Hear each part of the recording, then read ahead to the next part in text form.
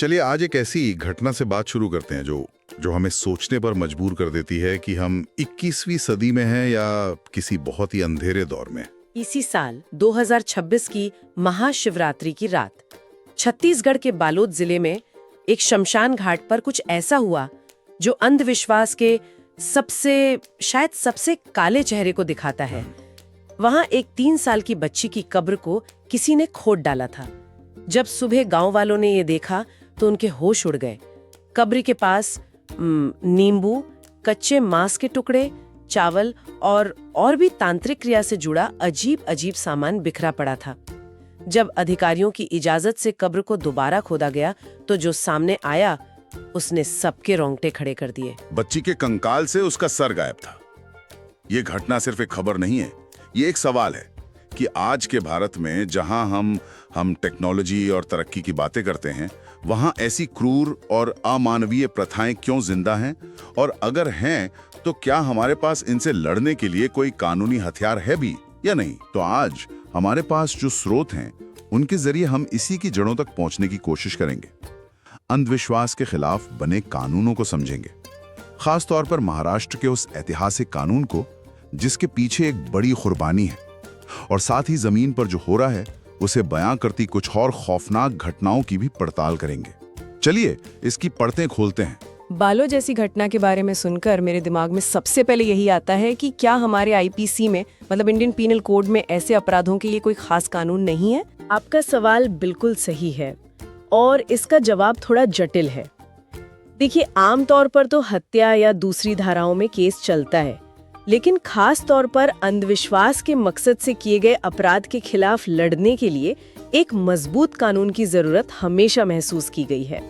और इस लड़ाई का सबसे बड़ा चेहरा हमें महाराष्ट्र में देखने को मिला। महाराष्ट्र में? जी, वहाँ एक कानून है, महाराष्ट्र मानव बलि और अन्य अमानवीय अघोरी प्रथाओं और काला जादू की रोकथाम और उन्मूलन अधिनियम 2013।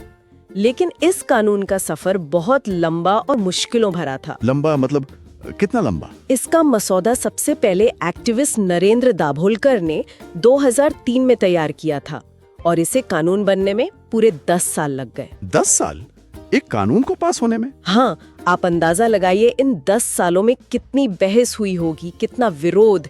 बिल में कम से कम 29 बार तो बदलाव किए गए। जाहिर है इसकी राह आसान नहीं रही होगी। मतलब किस तरह की रुकावटें आ रही थी? विरोध लगभग हर तरफ से था।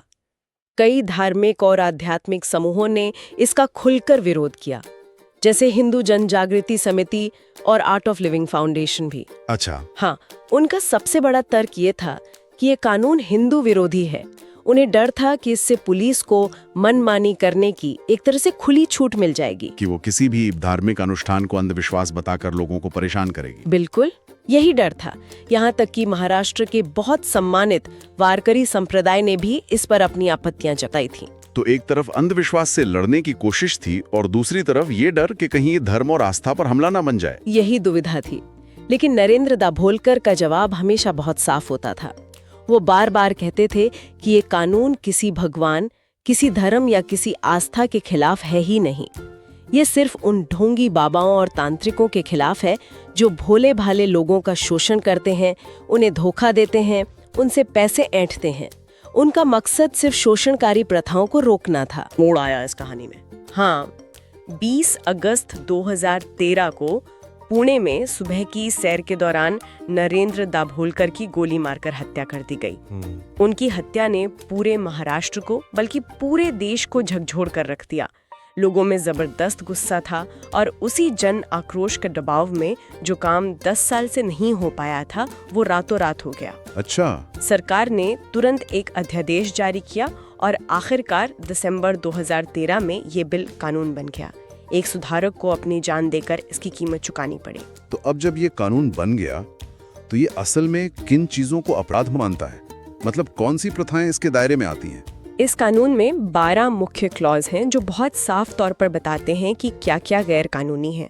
अगर कुछ उदाहरणों से समझें तो तस्वीर ज्यादा साफ हो जाएगी। हाँ बताइए। जैसे किसी इंसान के शरीर से भूत निकालने के नाम पर उसे रस्सी से बांधना, उसे पीटना, यहाँ तक कि जानवरों की तरह छत से लटका देना या उसे गरम सलाखों जैसी चीजें छूने पर मजबूर करना। एक मिनट, ये सुनने में ही इतना भयानक है।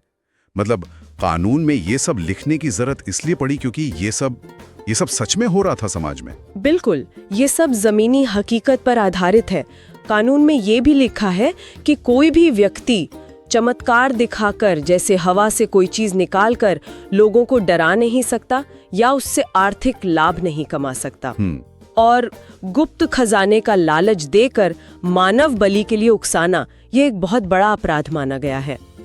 और महिलाओं को लेकर भी इसमें खास प्रावधान होंगे मुझे लगता है, क्योंकि अक्सर वही सबसे आसान शिकार बनती हैं। हाँ, निश्चित रूप से।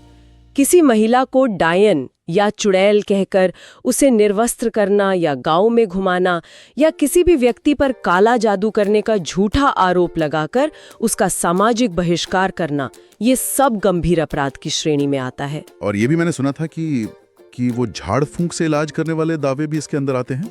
जी, अगर कोई तांत्रिक ये दावा करता है कि वो मंत्रों से सांप या कुत्ते के काटने का इलाज कर देगा और मरीज को अस्पताल जाने से रोकता है, तो वो भी इस कानून के तहत अपराधी है। और इसमें यौन शोषण वाला पहलू, क्या वो भी शामिल है? हाँ, और वो बहुत अहम है। अगर कोई बाबा या तांत्रिक अलौकिक शक्तियों का दावा करके किसी महिला का यौन शोषण करता है, जैसे ये कहकर कि तुम पिछले जन्म में मेरी पत्नी थी, या संतान पैदा होने का झांसा देकर, तो ये भी एक गंभीर अपराध है। और अगर कोई दोषी पाया जाता है तो सजा क्या है? हर अपराध के लिए सजा थोड़ी अलग है, लेकिन इसमें कम से कम 6 महीने और ज्यादा से ज्यादा 7 साल तक की जेल हो सकती है। ठीक है। और साथ ही 5,000 से लेके 50,000 रुपए तक का जुर्माना भी है। और सबसे जरूरी बात, ये सारे अपराध गैर जमानती हैं। गैर जमानती मतलब जमानत आसानी से नहीं मिलती? जी। तो महाराष्ट्र ने तो एक मजबूत कानूनी ढांचा तैयार कर दिया, पर सवाल वही है कि क्या सिर्फ कागज पर कानून बना देना काफी है? क्योंकि जब हम वापस छत्तीसगढ़ की तरफ देखते हैं तो भिलाई की एक घटना ऐसी है जो दिखाती है कि कानून और जमीनी हकीकत में मीलों का फासला हो सकता है। ये एक ऐसा मामला है जो अंधविश्वास की क्रूरता की सारी हदें पार कर देता है। भिलाई के रुआ बांधा इलाके का ये केस है। एक तांत्रिक पति पत्नी थे, ईश्वर और किरण। उन्होंने सिद्धि और समृद्धि पाने के लिए, यानी अलौकिक शक्तियां और पैसा हासिल करने के लिए 2 मासूम बच्चों की बलि दे दी। 2 बच्चों की? हाँ, पहले एक बच्ची मनीषा की और उसके 6 महीने बाद एक बच्चे चिराग की। हे भगवान। और जो चिराग के साथ हुआ वो हमारे स्रोतों में जिस तरह बताया गया है, उसे सुनकर दिल दहल जाता है। पूजा पाठ के बाद उस बच्चे को एक प्लेटफॉर्म पर लिटाया गया और एक चाकू से उसके गाल को होंठ से लेके कान तक चीर दिया गया। ये सुनकर ही रोंगटे खड़े हो जाते हैं। और ये सब सिद्धि और समृद्धि के नाम पर दिमाग सुन्न हो जाता है। इस अपराध का पता कैसे चला? क्या किसी ने देखा नहीं? पड़ोसियों को घर से कुछ तेज आवाजें सुनाई दी तो उन्हें शक हुआ।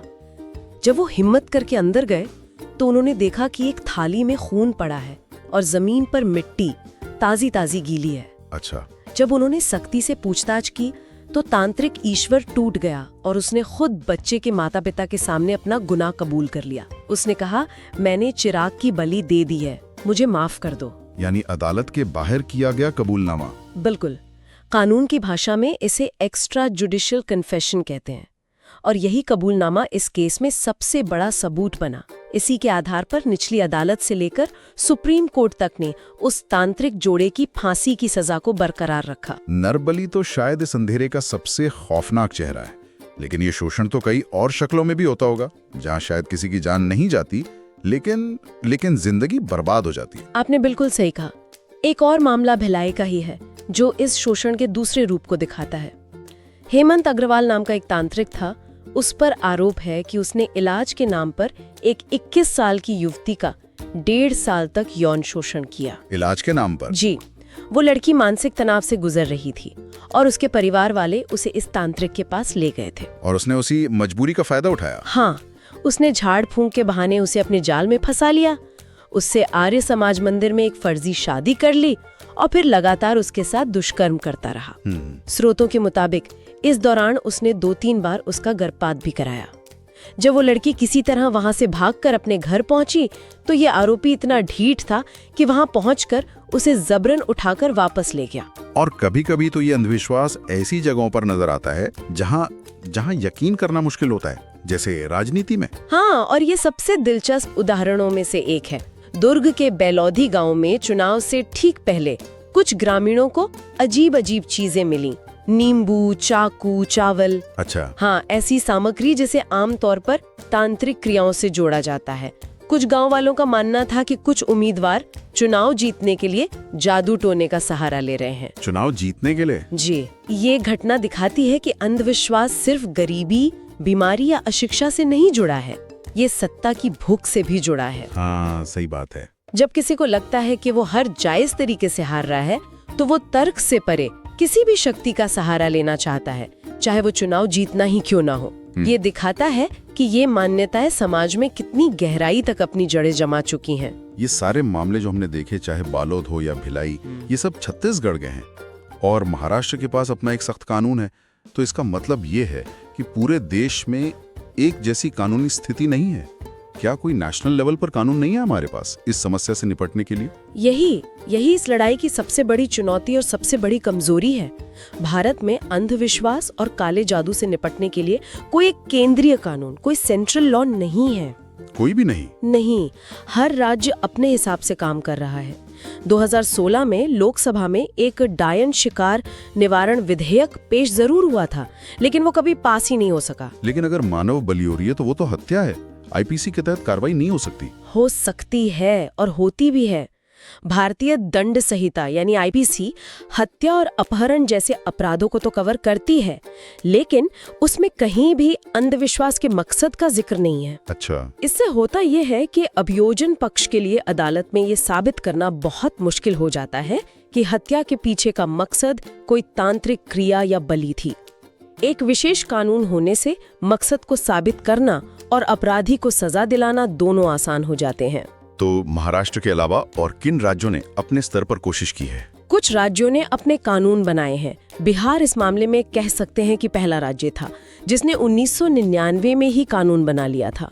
उसके बाद छत्तीसगढ़, उड़ीसा, राजस्थान, असम और कर्नाटक ने भी ऐसे कानून पारित किए। और गुजरात ने भी शायद हाल ही में कुछ किया है। जी बिल्कुल, हाल ही में 2024 में गुजरात ने भी ऐसा ही एक कानून पारित किया है। फिर भी ज़मीनी हकीकत तो कुछ और ही कहानी कहती है, जैसा कि आंकड़े बताते हैं। बिल्कुल, कानून बनना एक बात है और उसका असर होना दूसरी।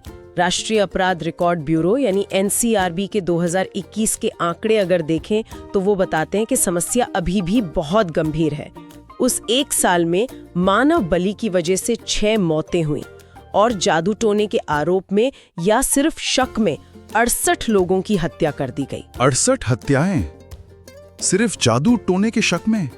ये आंकड़े आज के भारत के हैं, यकीन नहीं होता। और इनमें भी सबसे ज्यादा मामले उन्हीं राज्यों से थे जहां कानून मौजूद हैं, जैसे कि छत्तीसगढ़ और मध्य प्रदेश।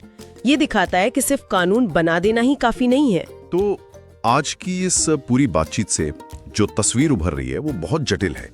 एक तरफ बालोद जैसी दिल दहला देने वाली घटना है, तो दूसरी तरफ महाराष्ट्र का वो कानून है जो एक एक्टिविस्ट की शहादत के बाद लागू हो पाया। हमने भिलाई के नरबली कांड की क्रूरता देखी और ये भी देखा कि कैसे शोषण और सत्ता की भूख के लिए भी इन हथकंडों का इस्तेमाल होता है। ऐसा लगता है कि ये आधुनिक कानून और सदियों पुरानी गहरी बैठी हुई मान्यताओं के बीच एक लगातार चलने वाली लड़ाई है। बिल्कुल, ये जो राज्य स्तरीय कानून है ये निश्चित रूप से एक बहुत जरूरी और हिम्मत भरा कदम है, लेकिन ये ज्यादातर कह सकते हैं कि बीमारी के लक्षणों का इलाज कर रहे हैं, जड़ का नहीं।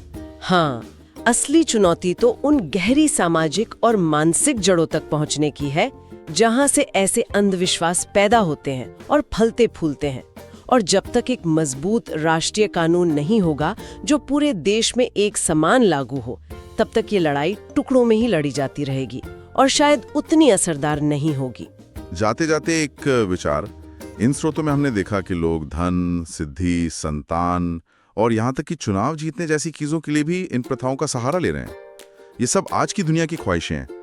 ये एक अहम सवाल खड़ा करता है, क्या अंधविश्वास सिर्फ अतीत की कोई पिछड़ी हुई अनपढ़ सोच है, या फिर ये एक ऐसा अंधेरा औजार है जो आज के आधुनिक महत्वाकांक्षी समाज में भी अपने लिए नए नए